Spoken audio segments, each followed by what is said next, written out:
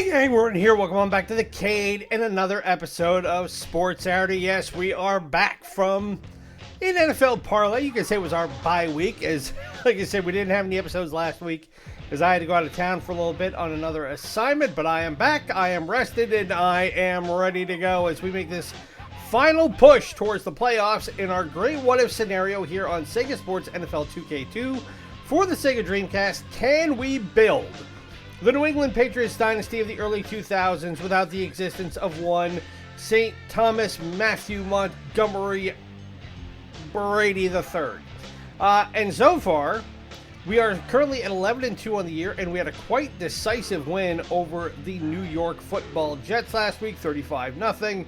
And now this week, we are back at home to take on the Cleveland Browns. And the Cleveland Browns in this season, in reality, would go 7-9 on the year and miss the playoffs.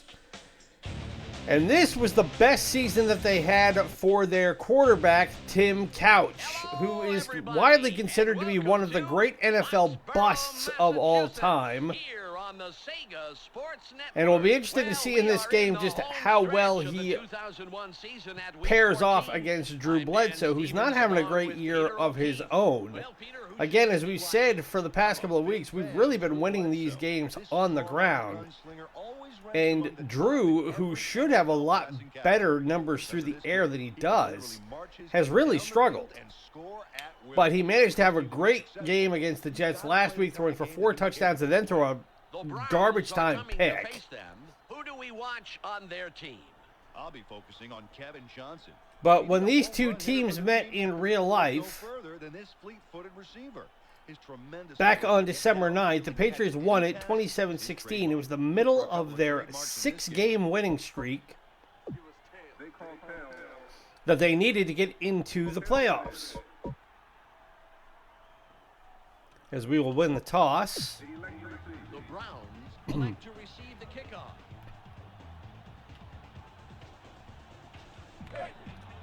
But we will kick it away.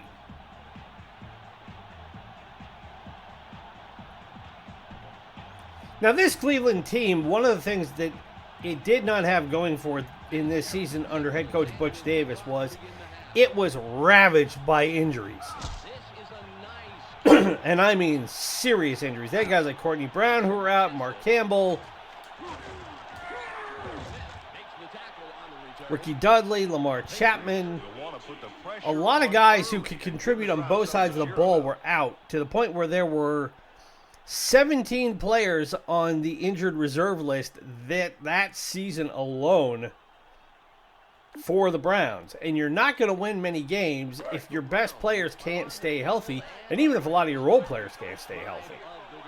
So it'll be 1st and 10 here for Tim Couch and the Browns.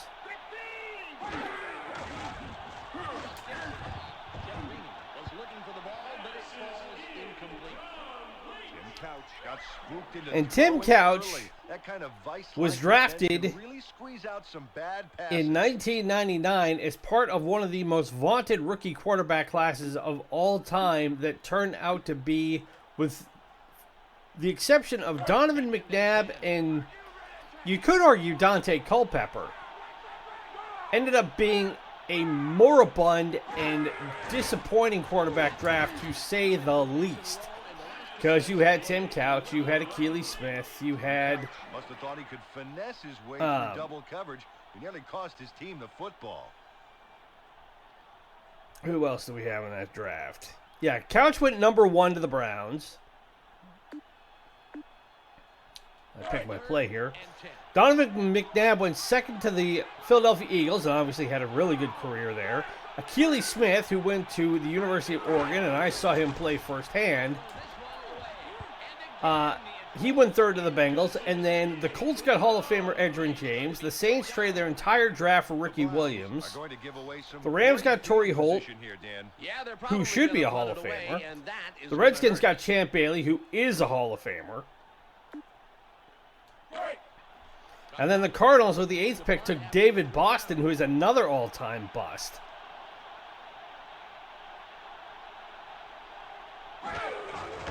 He was a tight end who should have been a lot better than he was.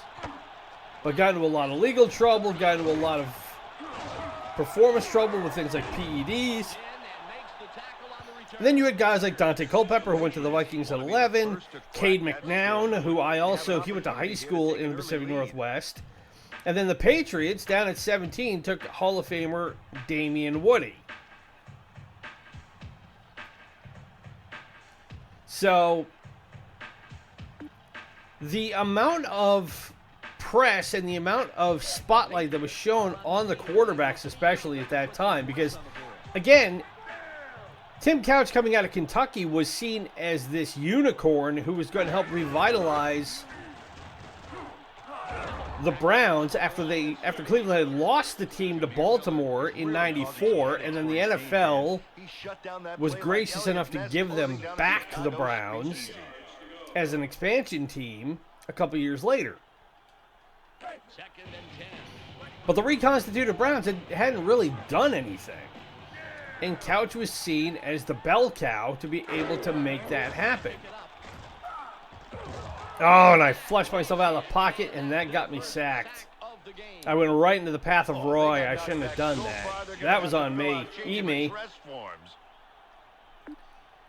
But I remember reading and seeing all sorts of stuff about how Couch and Smith and McNabb and Culpepper, it was going to be the class of '83 all over again. If you're not familiar with that part of NFL history, the NFL class of and I threw a pick. The draft class of 1983 gave us John Elway and Jim Kelly and Dan Marino. You know, we got 3 Hall of Famers right there, and the first round was arguably the greatest single round of draft talent ever taken. And if you go back and look at the actual list, it starts with John Elway. I was going to say John Kelly. It starts with John Elway, and the first round ends with the Washington Redskins, at the time, now the Commanders, taking Darrell Green, who is a defensive back, who was, for 20 years, one of the fastest guys in the sport. He was a former track runner. One the biggest guy, one the strongest guy, but he's a Hall of Famer for good reason. And in between that, you had guys like Eric Dickerson, who still holds the single-season rushing record of 2105, which he set a year later.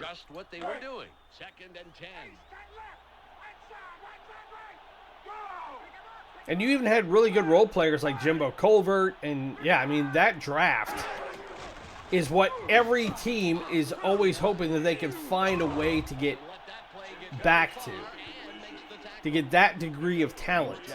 And the NFL always looks every year at each draft and pretty much weighs it against the '83 draft, which is crazy when you think about something that happened 40 years ago. But such was the impact that year had on the league for the next 2 decades, you could argue.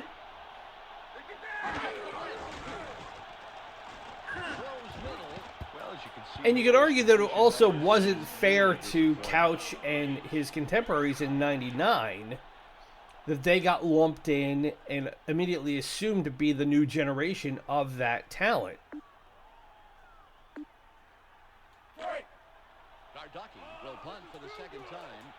But again, we were at a generational crossroads, really.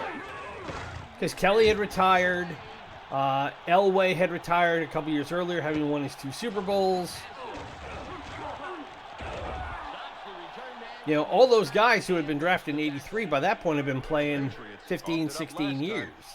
There were very, very few of them still around. So it made sense that we were looking ahead to see, okay, as we're getting to 2000 and 2001 and the 21st century, what's the new generation of NFL talent going to be? And a lot of it just didn't pan out. And one of those was Tim Couch, because Couch, this season,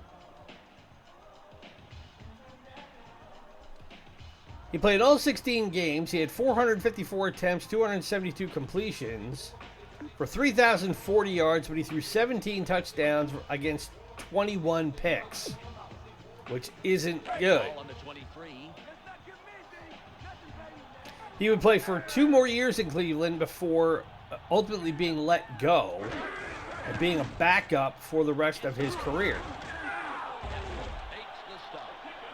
which only lasted until 2003. Spitting distance of third down. Well, I'm sure he'd rather be over the line, but that's a good run, and it leads. He signed with the Green Bay Packers as a backup in 2004 and then tried to come back in 2007 after shoulder issues forced him to retire in the interim.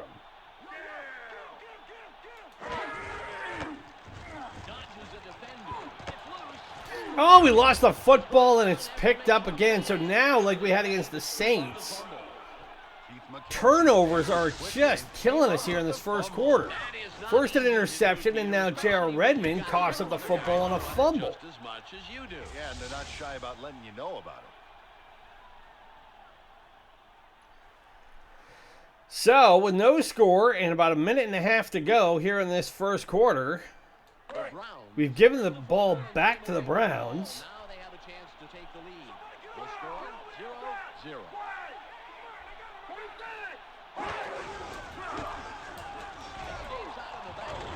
0-0. They're able to run it a bit.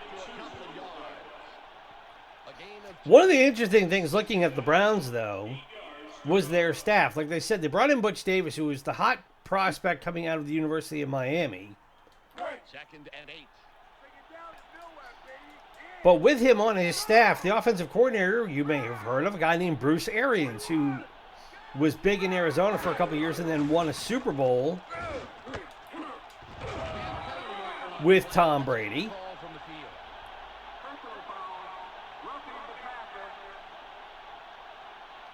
And we're going to roughing the passer call. The Patriots defense were airtight there. But well, that didn't help us one bit. Will wipe out all that hard work. The Browns will have the first down. But as I said, Davis had brought in Bruce Arians to be his offensive coordinator. And on the defensive side is the nickel coach. Just happened to be a guy named Todd Bowles, who was the current head coach of the Tampa Bay Buccaneers. He also had Chuck Pagano as his secondary coach, and I believe he is still with Indianapolis, if I'm not mistaken, as a coordinator. But I know he was a former head coach for a couple of years. And as defensive coordinator overall, they had Foch Fazio. So it's always interesting going back and looking at these older teams and seeing who was where and who would go on to have better luck in the league and who, for the most part, was largely forgotten, because after this, you didn't hear much from Butch Davis anymore after his stint in Cleveland.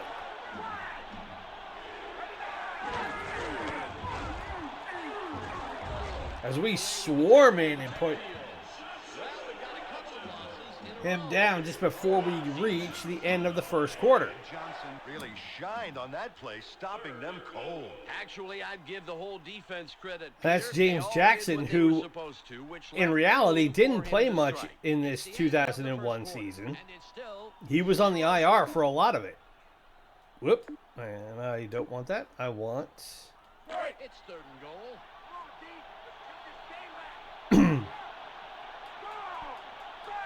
So let's see if we can stop him here on 3rd and short. And we do, as that's knocked down. So the Browns will have a chance for a field goal, and they'll send out Phil Dawson to do the kicking.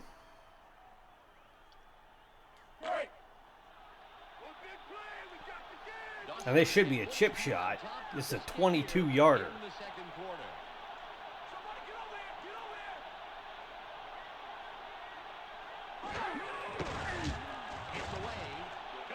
And he just got it through on the right side.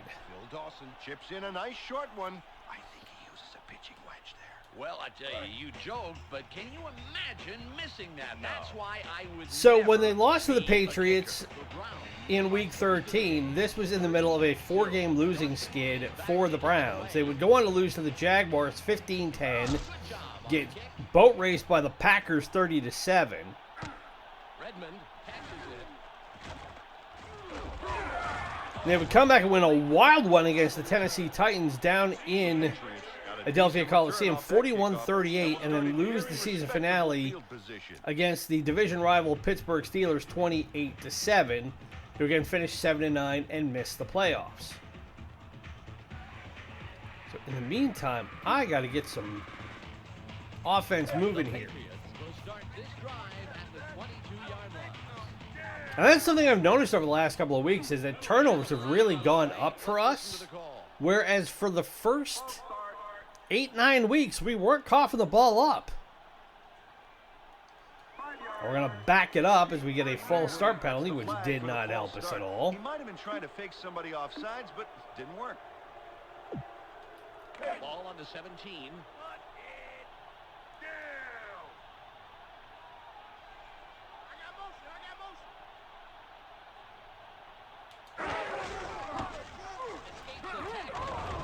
So we get good movement up the middle, and we pick up 7.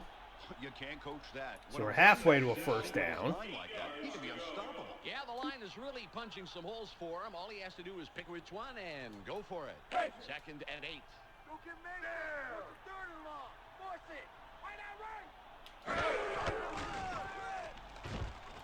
Barely gets it off.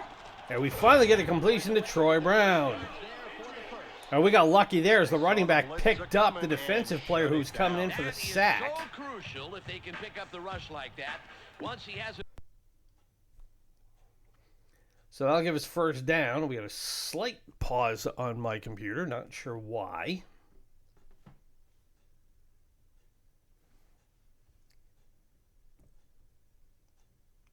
But this 2001 season, the Browns had a situation happen for them where against the Jacksonville Jaguars, they had an incident that became known as Bottlegate, where the Browns were going in for what was the winning score, and a call on fourth down ended up giving the Jaguars the ball because Quincy Morgan, the Browns receiver, had caught a pass for a first down on 4th and 2, and then Tim Couch spiked the ball in the next play. The referee reviewed Morgan's catch, claiming replay officials had buzzed him before Couch had spiked the ball.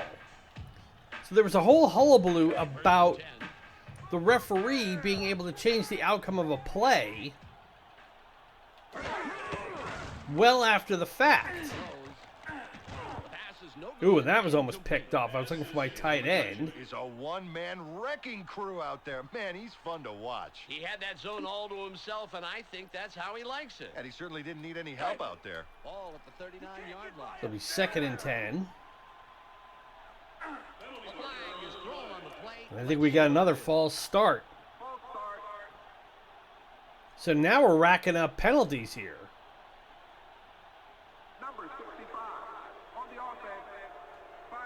Damian Woody got a little jump there, and he draws the false start call. And our center, Damian Woody, was the culprit on that one. So now, if we're not shooting ourselves in the foot with turnovers early on, now we're getting false start penalties,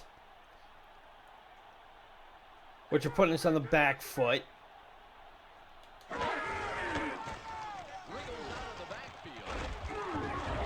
And now we're right up against the first down. Is short of the first down, but he ate up a lot of ground. They just need to clean their plate on 3rd down. I knew the food references would be here somewhere. 3rd and less than a yard. And we go to our fullback, Mark Edwards, and that gives us a first down. The 3rd and short. Nice play for the first down. Mark Edwards punches through to get the first down. Nice run.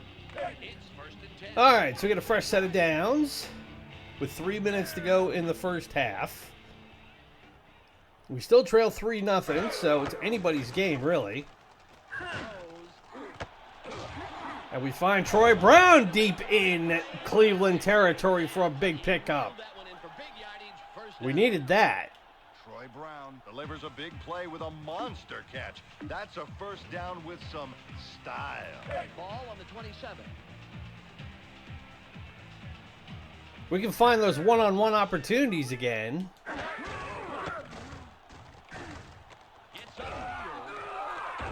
That'll be helpful. And now J.R. Redmond's starting to find his stride a little bit. He picks up 6 on that rush. It'll be 2nd and 4. 2nd and 4. Keep an eye on the backfield. Run. Right side,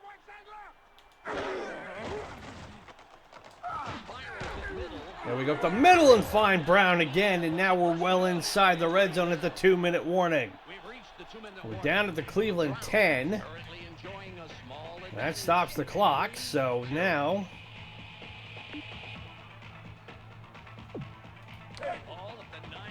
we can take our time a little bit and hopefully get into the end zone for our first points of the day after a rough first quarter.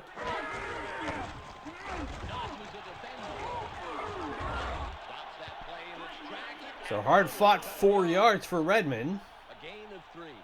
I was only going to give him 3. I'd have given him 4, but I'm a little partial.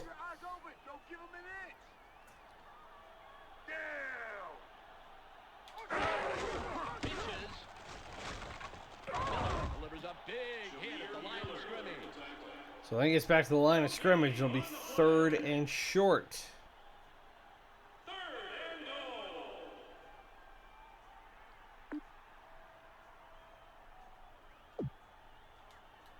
Ball on the 6. So we have to throw it in. It's picked up. And knocked down. Well, Dan, I knew as second I threw it, I was like, oh crap, the linebacker's sitting right there just waiting on it. It'd be nice to take the lead, but not worth the risk. So we're going to have to kick the field goal, so we'll bring Vinatieri out. If I remember right, he's only missed 1 field goal all year, and that was a long one. So I can't really say he's been inconsistent. And I'll put this one through, and we are all square at 3 in what is shaping up to be a barn burner here, if you like field goals. 12 plays, 72 yards, cap on the 23-yard field goal by Vinatieri in 3 minutes and 43 seconds. We should have had 6 at least. But we will get the ball to start the second half anyway. So all we got to do is hold the Browns on what's this is a short kick.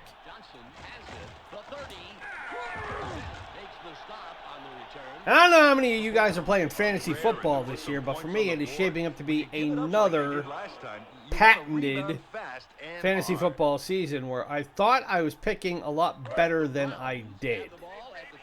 And I'm in 2 leagues. I have one where I pick my own players, and then I have one where it's a team draft. So you get to pick 2 teams, and then you got to stock up on players from both of those teams and hope for the best. And in that one, I'm actually doing better than I am in my full roster pick'em league because I picked the Lions as my starter team, and then since I was down at the very, very end of the draft for my second pick, I only had 3 teams to choose from, and one of them just happened to be the Patriots. So I was like, why not?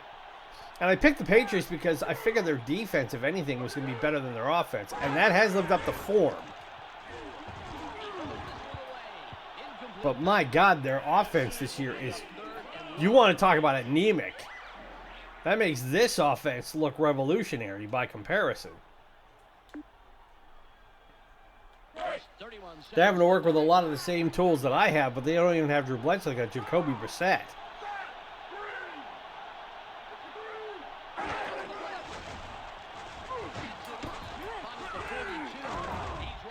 And he got the first down.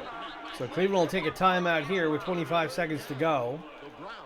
But in my other league, I thought I did a lot better. Like, I have Patrick Mahomes, and I had Kenneth Walker III, and I drafted Puka Nacua as one of my receivers, and he immediately went on the IR. And I was like, oh, here we go. And yeah, I am currently 0-3 in that league. And looking at how things are shaping up for this week, I got a suspicion I'm going to be 0-4. I should have taken Josh Allen when I had the option for my quarterback. But that's the thing I both like and loathe about fantasy football, is that you go into each year and you think, okay, this guy did this well this year.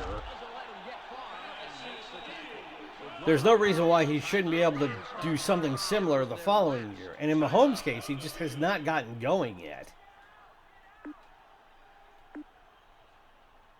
Now, I'm not going to dump him because you'd be an idiot to dump Patrick Mahomes as your quarterback. But I also have Jared Goff as my backup quarterback. So I may end up having to bench Patrick this week if he's not living up to expectations. And speaking of expectations, Andy Katzenmoyer with a pick. Was not expecting that, but I'll take it as he dove in there to snag that ball. Absolutely, Dan. Quarterbacks have to stay cool when they let the dogs out like that.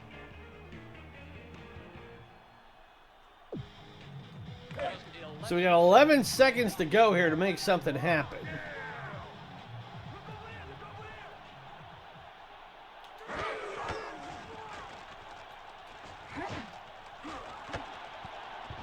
And Johnson had it, tipped it, almost had it picked and dropped it. Drew Bledsoe was getting a lot of pressure from this defense and got rid of it just in time. Smart play. Did not need that. So 6 seconds to go. We have an empty backfield here, and we're not going for a Hail Mary, but... And this time Johnson held on to it, and we are going to the locker room all tied at 3. And we have a tie game. 3-3. All right, so we will get the ball to start the second half here.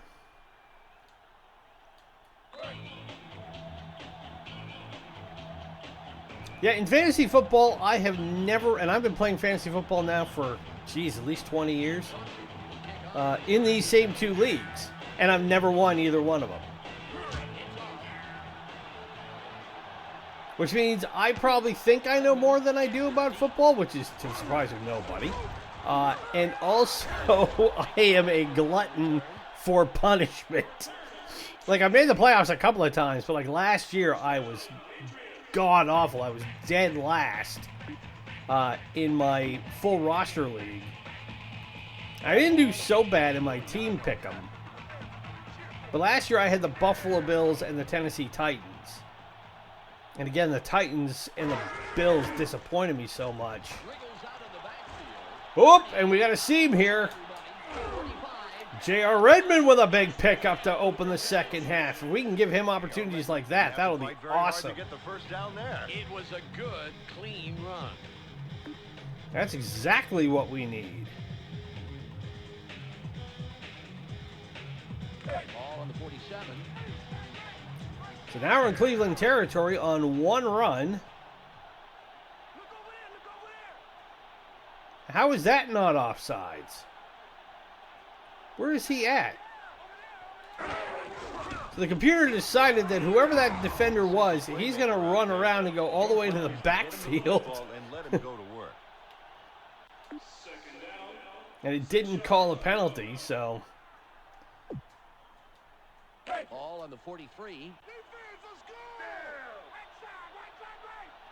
All right, so 2nd and 6. Up the middle to Troy Brown and his band of renown for a first down. Slick move for the first down. Troy Brown made a nice grab. The pass comes in high, forcing the throw just a little. And now we're getting things matriculating down the field, which is exactly what we want to see.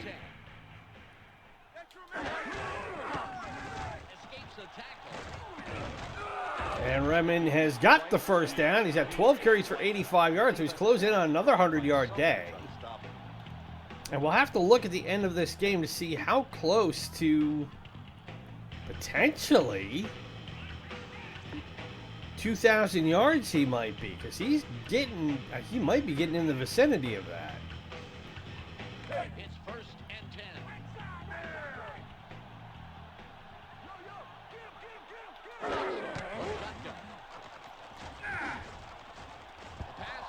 Looking for Rutledge, and the man with boards for hands was No nowhere choice but in to the throw vicinity. that one away, Dan. I agree, Peter. He was groceries there. Sacked? That's right. Okay. Sack. Yeah. Second and 10. So he's 2nd and 10 here at the 19-yard line of the Browns. We're still looking for our first touchdown of the day. Pitches. Oh, and I ran him right where I shouldn't have. He went outside the blockers and did not have a good approach.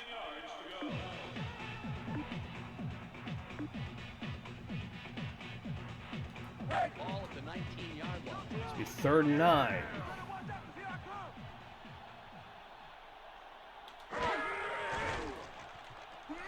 Oh, and Bledsoe got sacked. I looked down as soon as I saw him come through the line. I'm like, oh, Warren's going to get him. Effort like that. Sure enough, he went right through the triple team and put him down. So we're going to have to go for a field goal again. And that backed us up a bit, which did not help things. But this is still makeable. Let's see, it's a 25-yard line, so this is a 42-yarder for Adam.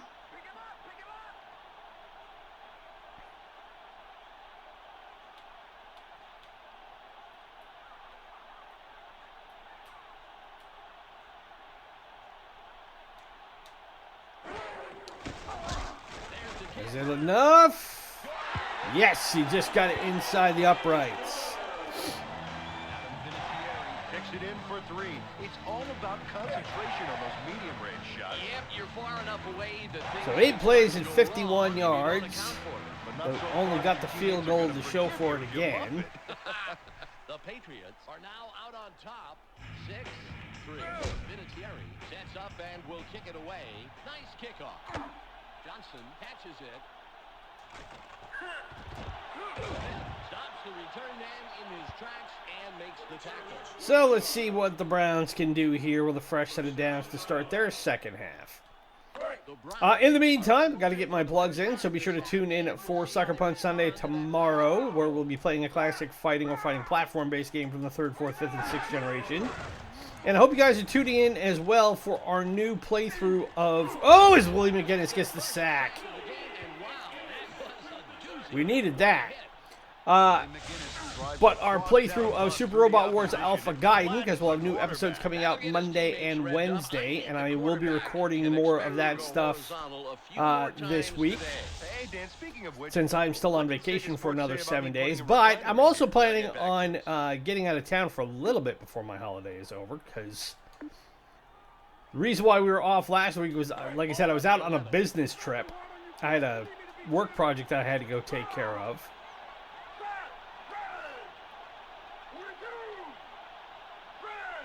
And I was so knackered when I got home that I pretty much took the last 3 days. It just was a slug.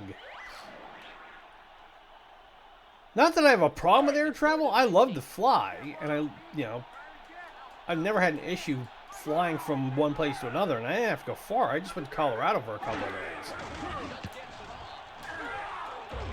But my flight to Salt Lake City was uneventful, but then some fool decided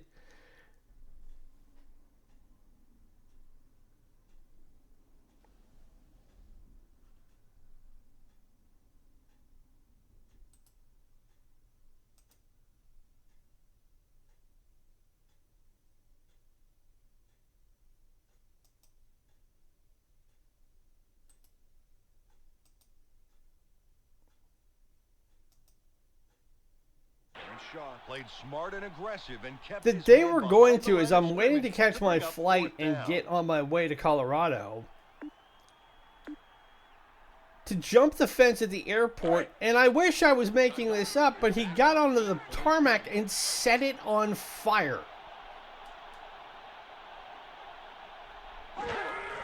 Now, it wasn't a big fire, and it wasn't a, obviously it got the local constabulary all in a hassle.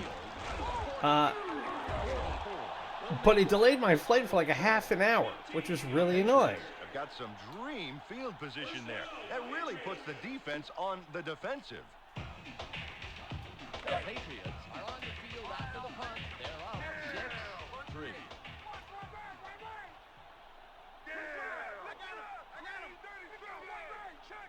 All right, so we got a minute 5 to go here. It's upfield. And Redmond plows ahead for 5. The controller's being a little annoying and letting me pick the plays I want. Second and 5.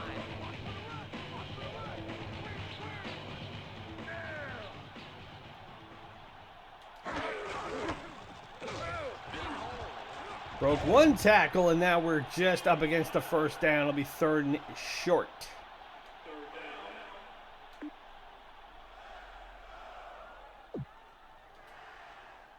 Third and inches. We might as well go back to our fullback here. Escapes out of And he gets a good hole and picks up a big chunk of yards. He's really being aggressive out there. Great job.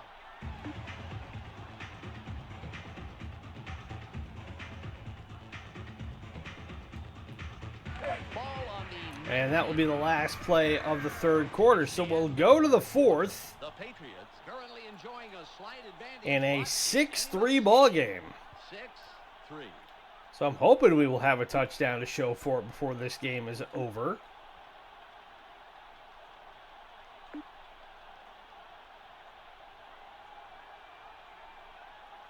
Let's see what we can go with here. 1st and 10. Because we're right inside the Cleveland red zone. Gets it off. Ball is juggled. And we were looking for Johnson, and he couldn't hold on to it again. Incomplete. Bledsoe really took a chance with that throw. There were 2 guys out there who might have picked it off. He obviously thought that, he can thread a needle and get to his receiver, but I'll tell you, that is a big risk. A risk he didn't need to take, in my humble opinion. And Redmond busts the tackle, and he's finally in for the touchdown. And that'll give him 100-plus yards for the day. There, beating the opposition into the end zone for the touchdown. Spun off the defensive back. Got the great block there, and that sprang him free to take it in for 6. Finally.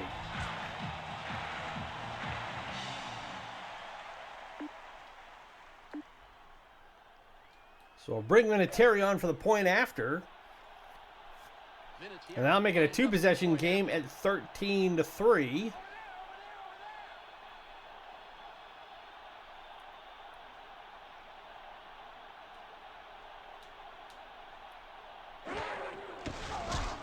And it is good.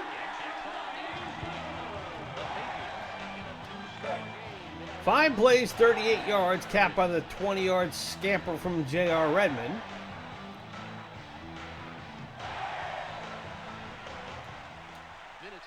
And if we win this game, that'll put us at 12-2 on the year, and we will have pretty much home field advantage for the playoffs if this stands.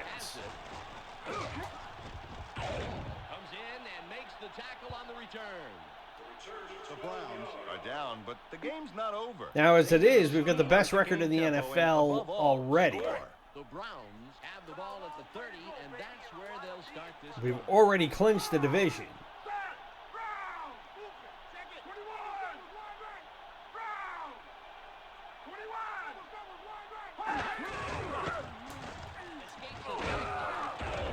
Jackson moves ahead, but we got a penalty on the play.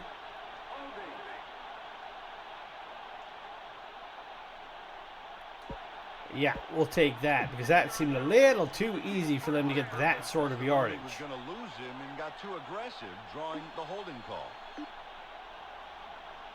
All at the 20-yard line. So it'll be 1st and 20 instead.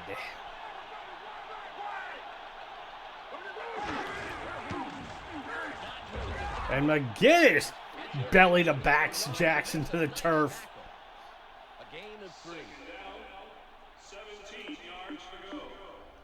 Second and a It's second. paltry 17 yards separating them from a first down.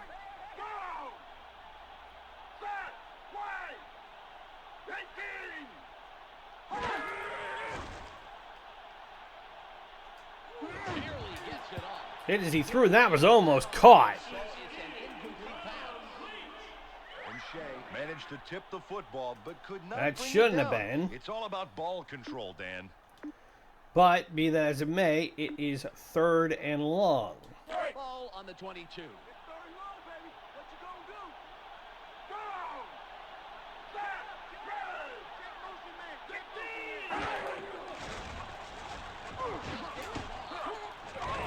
Now, this is caught, but it will not be enough for a first down, as it'll be 4th and 8.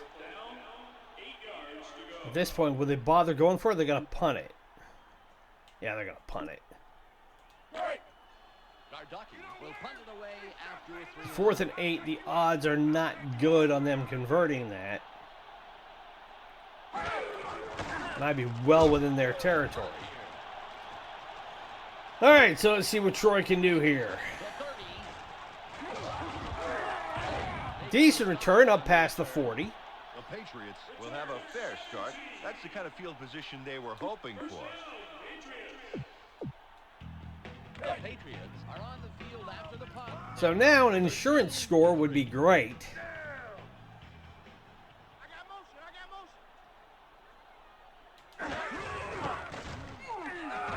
Well, that ain't gonna help it. And wraps him up at the line of scrimmage.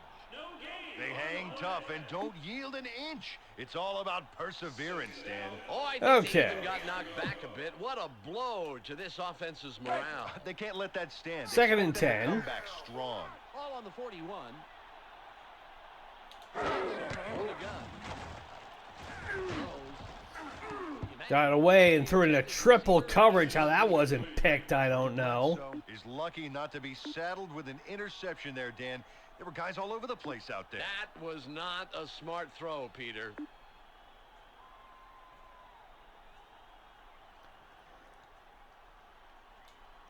So 3rd and 10. And 10.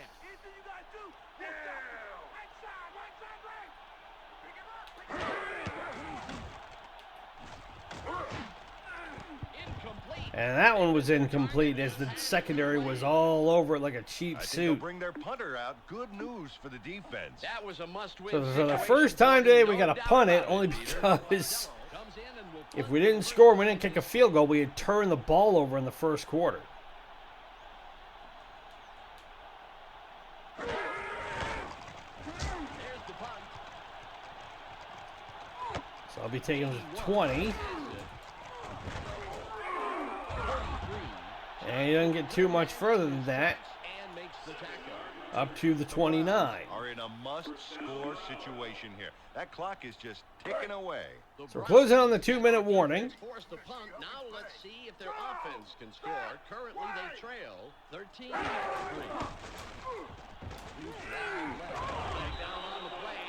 And we got another flag. We will see who it's on.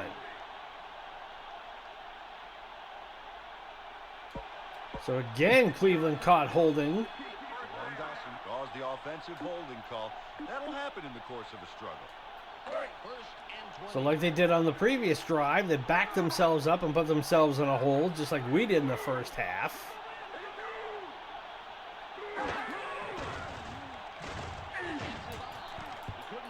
And almost picked off. That should have been picked. Ty Law was all over that. Double coverage on that play. Not a smart move. Nope, he's really fortunate that they didn't pick him off, Peter. He's fortunate his coach doesn't have him doing push-ups on the sideline. Ball at the 19-yard line. 2nd and a long 20.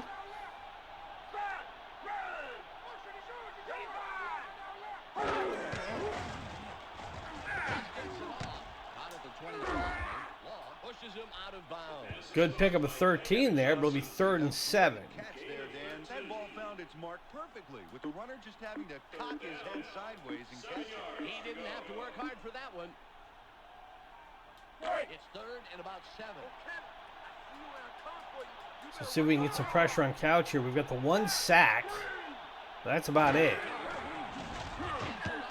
Caught at the 29. And Jackson gets close to a first down, but it'll be Can't afford 4th to and cough it up here, 4. Dan. They've got to go for it. They might have to Still go for within it here. reach, Peter, but it all rests on this Nope, play. they're going to punt it. Gardocki will punt. With 2:34 to go. We'll get this away before the 2-minute warning. Brown will take it at the 18. And not get much farther than that. He's up to the 30. The Patriots are on target to cruise to the finish line. They've just got to keep playing their kind of football. The Patriots are on. So now we just got to run the clock down over the last 2:18. And in a sloppy game.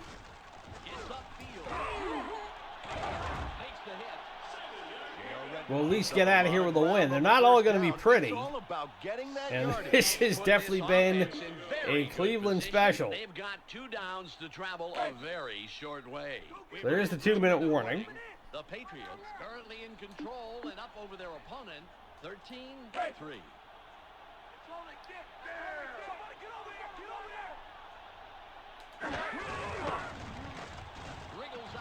Good hole, and he's got a seam going downfield, still on his feet. And he's across midfield into Cleveland territory on a big pickup. So Cleveland forced to use a timeout here. Ball on the 41.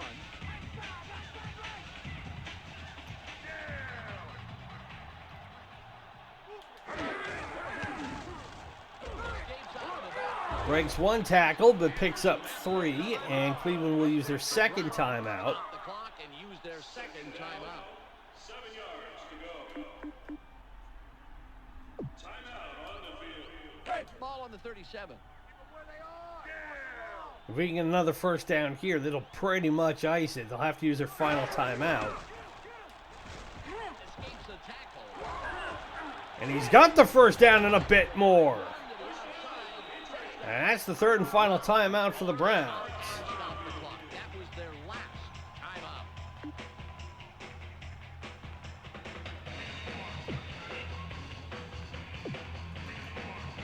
Ball on the 28. So about 90 seconds to go in this one.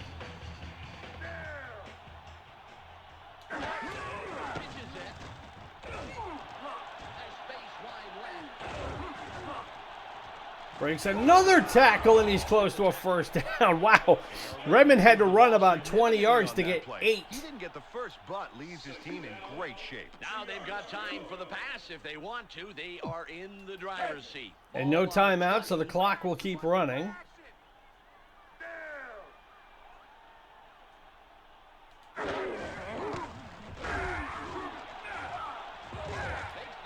And this time we're going to call a timeout.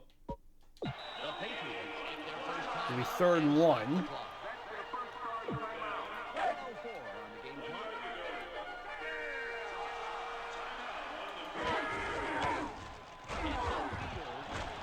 And Edwards busts ahead and gets the first down. They've got a first down. The Patriots should stick to that running game until their cleats wear out, Dan. Right, Peter. They're really having a lot of success here today. Yeah, part of that credit has to go to the offensive line, giving them what they need to get penetration. First and 10. Edmonds jumps over a defender and picks up 6 more. J.R. Redmond took home some nice yardage on that play. He did, and almost broke free for a lot more with that fantastic leap. The clock is at 25. See if we can actually go to the air this time, because they're expecting the run. Incomplete. And almost picked off as we threw right Really into should have double looked coverage. before he threw there. It's all about reading the field, no matter how little time you have. Peter, there were 3 guys playing that zone. I can't believe that was the best choice he had. The clock reads 16. Pitches.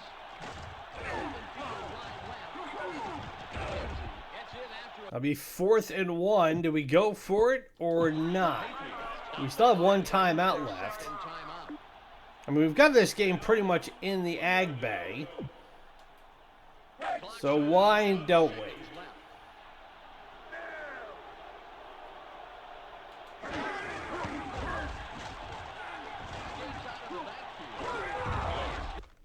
And Edwards still moving, and we managed to get the timeout with 3 seconds to go. The Patriots call timeout and stop the clock. That was their last timeout.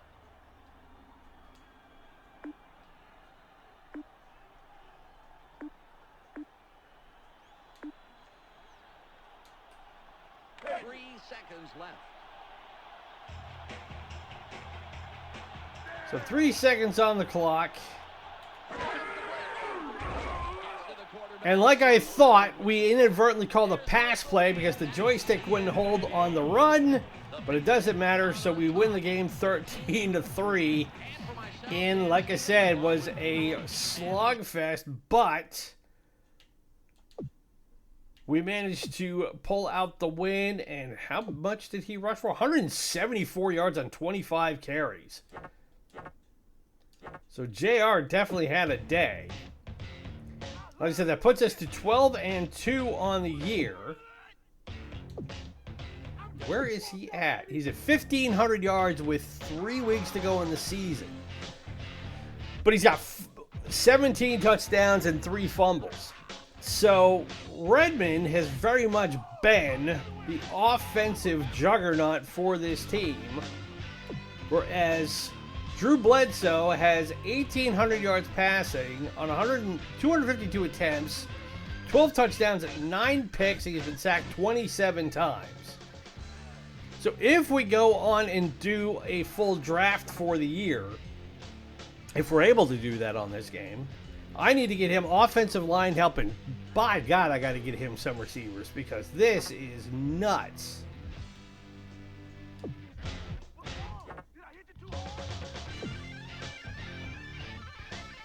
So let me see if we can pull up the standings here.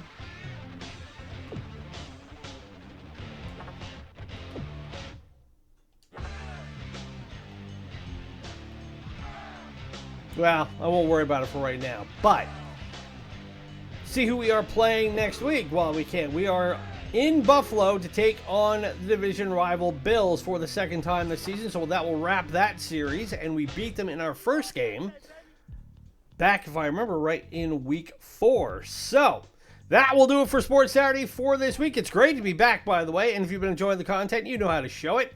Also, be sure to follow us on social media through Instagram and Threads at Ronan's Retrocade to help spread the word about us as we continue to build this channel and make it bigger and better.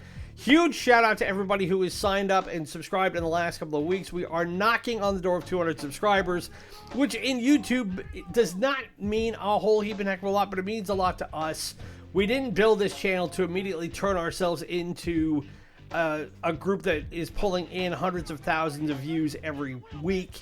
We did this just because we love doing video games and we love being able to create content. So this is the organic way we do it. So, you know, again, thanks to everybody who has done that. Your patronage is, as always, much appreciated. My name is Ronan. It's been great to spend the Sports Saturday with you. Be safe, be well, happy gaming. We will talk to you tomorrow for Sucker Punch Sunday. Bye.